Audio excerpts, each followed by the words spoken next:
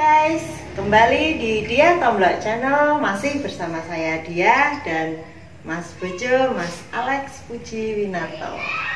Mas, kemarin itu waktu di Sumbing, waktu kita turun dari Puncak Sejati, gitu, itu kan jenengan kayak ngelihat Garuda di depan, padahal Garuda itu kan di belakang. Terus jenengan bilang, loh Garuda di belakang toh? Aku lihat ya Garuda tuh di depan, sumpah gitu. Ceritain dong Mas, piye itu aku merinding loh itu. Bukan kayak melihat, memang melihat itu. Oh ya. Jadi kan sebenarnya peristiwanya dimulai waktu kita naik itu. Nah, puncak yang untuk pendaki itu kan yang sebelah kiri itu, kalau yang kanan itu namanya juga sama, Puncak Sejati, tapi itu lebih sering untuk ritual. Yang kayak gua itu toh. Itu dimulai dari situ toh. Nah, terus kita berfoto-foto di puncak, terus pulang. Nah, waktu turun itu kan Garuda di depan. Nah, sampai melewati puncak itu kan di sebelah kanannya kan kita turun itu. Aku nggak nyadar kalau sudah nyelip Garuda gitu loh, nggak tahu, taunya belakangan. Jadi tahu saya ya Garuda dari puncak itu selalu di depan. Itu sampai Garuda di belakang itu bersuara itu. Itu kemarin dia ngomong apa itu? Nggak tahu ngomong apa itu, terus lu. Nah itu begitu dia bersuara, Garuda yang di depan ini yang persis pakaiannya, terus bandananya juga persis, tongsisnya juga persis, itu langsung hilang gitu. Ya itu yang terjadi. Jadi berarti Garuda diserupai sama jin yang ada di sana kan gitu. Sik Mas, aku tuh jadi penasaran. Ini jenengan itu kok bisa ngelihat hal-hal sing yang nggak kelihatan kayak gitu, padahal kita kan berenam kan, itu nggak ada yang ngelihat ya toh. Nah jenengan kok sering ngelihat makhluk halus kayak gitu, itu memang dari kecil atau jenengan ngelakoni untuk bisa ngelihat itu atau bagaimana? Bentar, itu harus diluruskan. Itu menurutku ya cuman bejo aja, bejo atau sial ya, pokoknya kebetulan gitu ya. Tapi kan sering. Bentar toh, ingat enggak waktu di Rogo Jembangan, kita naik Rogo Jembangan itu kan Garuda yang melihat aku, padahal itu bukan aku. Nah, di sini artinya sebenarnya semua orang bisa gitu loh, tinggal ya nasibnya aja. Tapi kebetulan memang dari kecil itu aku sering bisa bernasib bisa melihat gitu loh, penampakan begitu itu. Jadi sejak kecil memang aku bisa melihat, bukan berarti selalu melihat, bukan, tapi sering melihat makhluk-makhluk yang di luar manusia itu ya. Kebetulan waktu aku kecil itu kampung kita itu masih jarang penduduknya, kemudian rumah yang sekarang kita tempati ini relatif rumah besar dan rumah kuno, dulunya kan begitu ya sebelum kita renovasi, sehingga banyak kejadian-kejadian mistis. Jadi misalnya orang kesurupan, terus orang ketemu hantu, temen bermain yang di gondol wewe. Tahu wewe enggak? Wewe itu jin perempuan yang suka menculik anak nanti disembunyiin. Zaman dulu ya, kecil ada kayak gitu.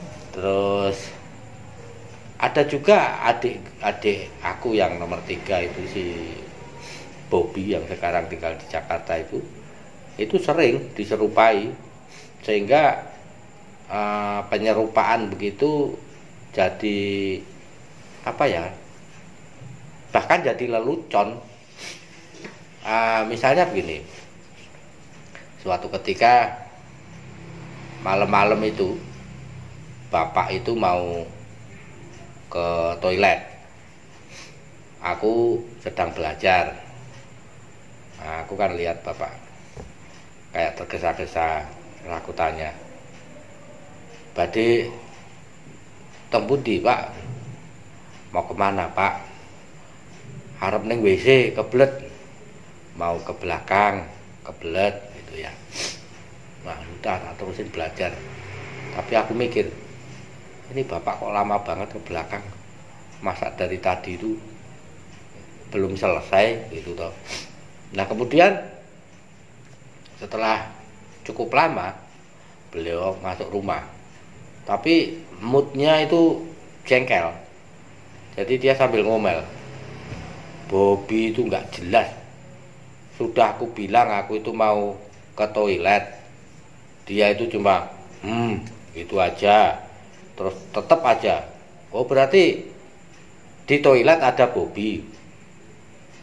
Iya, gak selesai. Nah dulu itu kan banyak pintu, termasuk pintu kamar mandi itu terdiri dari 2 bagian, jadi atas bawah gini. Nah biasanya kalau malam adik-adik itu juga aku juga kalau ke belakang mandi atau ke WC, yang atas ini dibuka, yang ditutup itu yang bawah toh. Nah dengan demikian kan bisa dilihat dari luar, oh itu yang terjadi. Bapak itu ngelongok dan lihat si Bobby, ditungguin gak selesai. Akhirnya masuklah dia. Nah aku terus bilang, kok bisa itu loh, Bobby itu tidur dari tadi itu loh di kamar. Dilihat bapak ke kamar itu, dan ternyata adikku itu masih tidur. Terus siapa yang di kamar mandi tadi itu? Terus pernah juga begini, banyak sih kejadiannya. Jadi tak ceritain 2 aja. Tahu mainan petak umpet enggak? Jadi satu nungguin di kalau dulu itu di pohon ya, pohon itu, yang lain itu sembunyi. Nah kami bermain itu dari sekitar jam 4 sore. Kemudian pada sesi terakhir itu sudah mau maghrib, semua sudah ketemu. Bobby tok itu yang nggak mau nongol. Akhirnya kita cari. Nah rumah ini itu belakangnya itu ada serumpun bambu apus. Bambu apus itu bambu yang tipis itu loh, bambu yang bukan yang kayak yang dibuat kere atau gedek, bukan, tapi bambu apus. Yang kuning itu warnanya itu? Bukan, warnanya hijau tapi tipis bambu itu. Ah, kemudian di situ kita lihat Bobby. Nah, terus bareng-bareng kita bilang, sudah Bob, ini selesai, ayo pulang. Ya jawabnya sama, gitu. Nah, kami pulang, termasuk aku. Lo pulang itu loh, di rumah itu ketemu Bobby-nya itu masih tidur. Jadi yang jam 4 sampai hampir maghrib itu mainan sama kami itu siapa? Kan gitu. Jadi ini jadi lelucon. Jadi di rumah itu adikku yang namanya Bobby itu sering diledek kembarannya genderuwo. Itu makanya kalau pas naik gunung yang terjadi cuma seperti itu, ya ngapain harus takut, dong itu sudah terjadi dari kecil gitu. Lagian sebagai laki-laki yang sudah beristri, menurutku aku kok lebih takut sama kamu. Iya, aku tuh lebih takut sama istri daripada sama hantu. Masa takut sama aku kan nggak galak toh. Iya. Mas, jenengan kan tadi kan bilang karena dari kecil itu jenengan sudah terbiasa melihat seperti itu. Akhirnya kan begitu sudah. Bentar. Bukan, jangan diartikan terbiasa itu setiap hari loh ya. Catatannya itu. Tapi aku memang cukup sering dibanding adik-adikku misalnya, dibanding teman-temanku gitu. Jadi jangan ditafsirkan terbiasa terus aku bisa lihat hantu sama seperti lihat manusia, enggak gitu. Ya sering lah ya, sering melihat. Nah karena sering melihat waktu kecil, akhirnya setelah dewasa itu kan kalau ngelihat seperti itu sudah terbiasa. Tadi kan jenengan bilang gitu. Nah pertanyaannya, waktu kecil itu jenengan ada perasaan takut nggak setiap kali ada penampakan? Ya takut lah. Kalau yang pertama-pertama itu takut. Wong sekarang aja aku masih ingat, meskipun terus beli, kenapa takut ya lihat itu. Jadi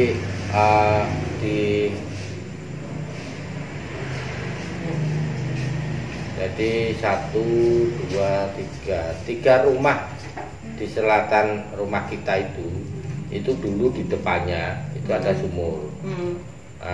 Konon pada zaman PKI sumur itu sering dipakai untuk melemparkan jenazah. Nah, makanya sumur itu jadi angker. Waktu aku kecil di rumah kan nggak ada TV, jadi kalau mau lihat TV ke tetangga. Sedangkan rumah-rumah di sini masih jauh. Nah, yang punya TV itu rumahnya melewati sumur ini. Pertama kali aku dapat penampakan itu ada orang, bayangan orang gitu ya, hitam karena listrik kan belum banyak ya. Ketika aku jalan dekat, ini orang ini makin tinggi, makin tinggi gitu. Perasaanku waktu kecil ini tingginya bisa mencapai langit. Ya mungkin lebay, tapi perasaanku tuh tinggi banget. Saking tingginya ngeliat. Ya. Nah, padahal aku belum sampai di sumur itu. Jadi ini rumah, ini sumur. Aku di sebelum ini karena hantunya kan di sumur ini. Nah, yang paling lucu itu aku lari, tapi nggak maju. Gini aja. Nah, itu. Berarti di tempat gitu? Iya, di tempat. Berarti kayak di TV-TV film kayak film kartun gitu ya? Persis kayak film kartun itu. Nah, setelah dia hilang, baru aku bisa lari. Nah, peristiwa seperti itu sering terjadi, terutama di sumur itu. Pernah juga lihat orang merokok, juga sama seperti itu, hitam. Tapi begitu aku dekat, ini orangnya hilang. Nah, pernah juga kucing, ada seekor kucing hitam melompat ke tengah jalan, padahal aku mau lewat. Nah, kucingnya itu terus lihat aku terus. Nah, begitu tak lihat, kucingnya hilang. Nah, itu masa-masa aku masih takut gitu. Terus itu cerita sama ini enggak? Sama Mbah enggak?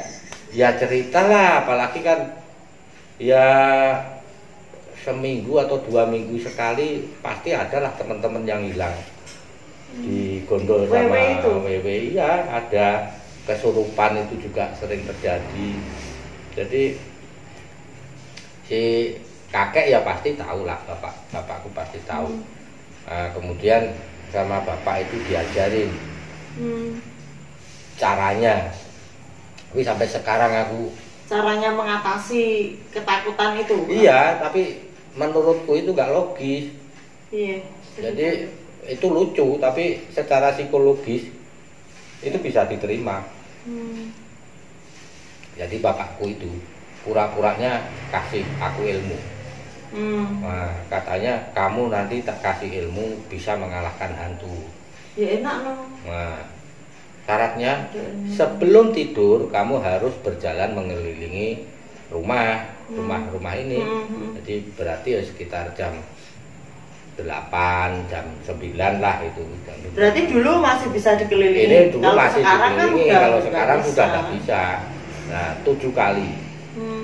Nah, hari pertama itu aku nyoba, baru sekali itu aku sudah takut.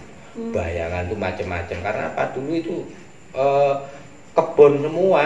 Sekeliling ini, rumah ini kan ada tanaman-tanaman besar. Dan pernah juga ada temen yang melihat wewe, jadi kayak kuntilanak tapi susunya panjang gitu. di atas pohon pisang gitu loh, di samping rumahku. Jadi kan itu terbayang-bayang terus, jadi takut. Nah terus baru putaran sekali itu aku bilang sama bapak, nggak berani aku, nanti kalau aku digondol wewe gimana. Nah tahu nggak aku dikasih apa sama bapak? Ilmu tadi katanya. Enggak, garpu. Terus buat apa garpu? Garpu itu suruh bawa, udah kamu pokoknya bawa ini, nanti kalau ada hantu tusuk aja. Dan aku percaya, jadi aku keliling itu. Kalau takut itu, aku ada baca-bacaannya gitu nggak? Nggak ada, makanya aku bilang aku itu dikerjain sama bapak, tapi secara psikologis itu menimbulkan sugesti. Jadi berani ya, kalau karena kamu maju tak tusuk. Karena waktu itu umurku mungkin sekitar 6 tahun, jadi nggak tahu juga bahwa kalau mau berhadapan sama hantu itu ada mantranya, itu nggak tahu gitu. Jadi taunya ya pakai garpu, hantu itu bisa ditusuk gitu loh. Jadi kalau takut misalnya ada angin atau ada apa, terus aku berhenti, ayo keluar tak tusuk kamu. Gitu. 7 kali terus sampai akhirnya sudah berumur tambah sampai 7 tahun gitu ya. Itu kan sudah tahu nih, wah ini bohongan toh, tapi kan sudah bisa ngatasi rasa takut, sudah mulai berani gitu ya. Jadi peran bapakku dalam menghilangkan rasa takut itu cukup besar, meskipun dengan cara dikibuli pakai garpu. Kan mungkin Mbah kan ini ya logika anak-anak gitu ya. Iya. Maksudnya kan logika anak-anak kan Mbah kan guru, jadi kan tahu gimana ini ke anak-anak. Mas terus gini, kan itu kecil ya, waktu kecil kan tambah berumur kan makin tidak takut terhadap seperti itu. Nah, jenengan sampai bisa masuk ke alam yang lain itu, jenengan bisa berkomunikasi sampai berkali-kali kan, jenengan keluar dari 2 kali ya? 2 kali. Nah, jenengan keluar dari situ dengan aman. Terus banyak juga viewers yang itu bahasanya pakai apa, terus kok bisa kayak yang di Kerinci kemarin itu si neneknya itu juga ya dalam tanda kutip, kalau aku bilang baik, jenengan bilang kan belum tentu kan gitu kan. Itu ada ritual khusus gitu apa enggak sih Mas? Maksudnya ngelakoni atau apa gitu setelah dewasa itu loh, bisa sampai kayak gitu. Ritual khusus untuk itu enggak ada, tapi memang aku berutang budi sama seorang Buddhis. Jadi dia dulu pendeta di satu vihara di Kota Ungaran. Yang dari jalan tol kelihatan itu. Iya. Aku diajari dia meditasi 2 tahun. Jadi aku melakukan itu 2 tahun. Dari situ aku menjadi lebih mengenal bahwa jin itu bukan seperti penampakannya. Jadi kalau coba gini deh, rata-rata hantu di Indonesia itu nggak pakai dasi, nggak pakai jas. Kalau ada hantu pakai jas, pakai dasi, orang Indonesia nggak takut gitu. Karena apa? Itu kulturnya berarti wah kultur Belanda kan gitu, atau kultur Eropa. Paham? Nah, jadi jin ini kan meniru sesuai kultur kita. Kultur kita itu adalah misalnya image-nya adalah kalau ada perempuan terus hamil, diperkosa, dibunuh, terus anaknya keluar mana ya? Oh pasti keluar punggung, jadilah sundel bolong. Jin menyerupai kayak gitu. Itu. Nah sekarang coba kalau di Eropa ada hantu macam sundel bolong, macam kuntilanak, kan paling di sana kan malah dikira gelandangan. Iyalah, ini apa ini hantu compang camping? Kagak ada. Hantu di sana Dracula kan gitu. Iya. Gitu. Keren lah ya pakaiannya. Keren. Itu bukti bahwa jin itu hanya menirukan gitu. Nah kalau pada aku kan ya karena apa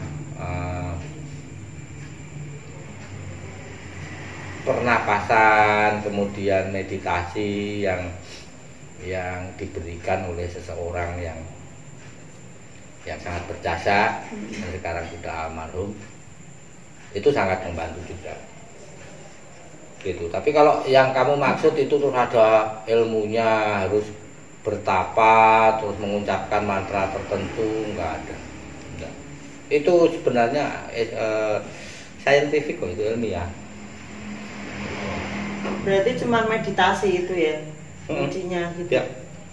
Ajarin Mas. Ya kalau mau, coba lihat aku. Nah, aku ganteng. Maksudnya itu aku biar nggak takut kalau misalnya tiba-tiba. Ya salah satunya sugesti.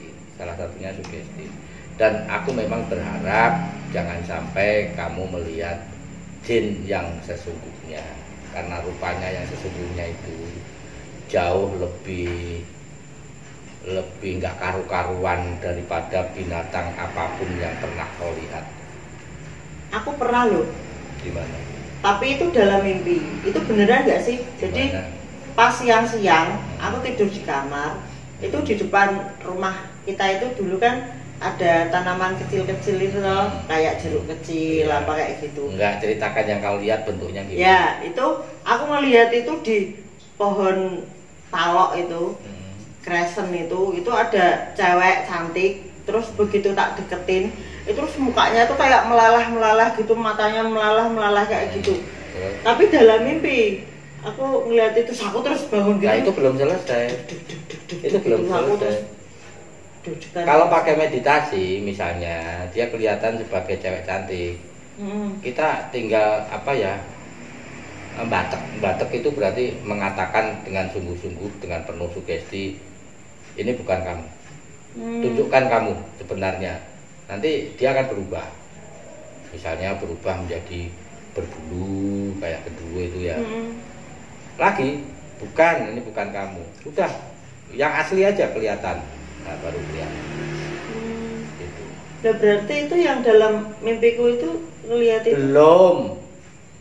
Itu baru sepertiga bentuknya itu.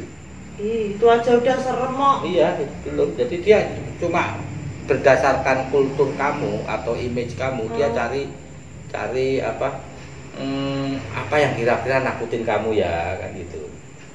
Kok kayak gitu. Nggak jadi mas. Aku nggak jadi belajar itulah. Gambarannya begini, pernah ada seorang temanku itu dari Nusa Tenggara. Nah, dia dikasih ilmu pamannya untuk bisa melihat itu. Waktu dia pulang kampung, dia balik ke Semarang. Dalam waktu 1 atau 2 minggu setelah dia bisa itu, dia itu langsung kayak orang stres itu loh.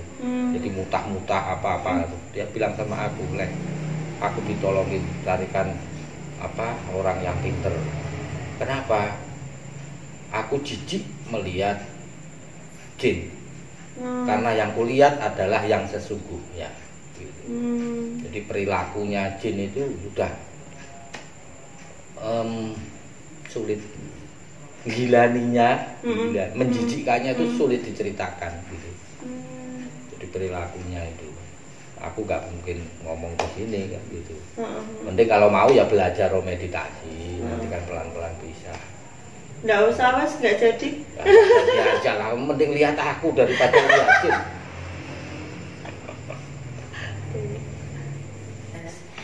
Ya itu tadi guys, sedikit pengalaman tentang Mas Alex pertama kali bisa melihat hantu dan cara mengatasi ketakutannya terhadap hantu itu seperti apa. Garpu.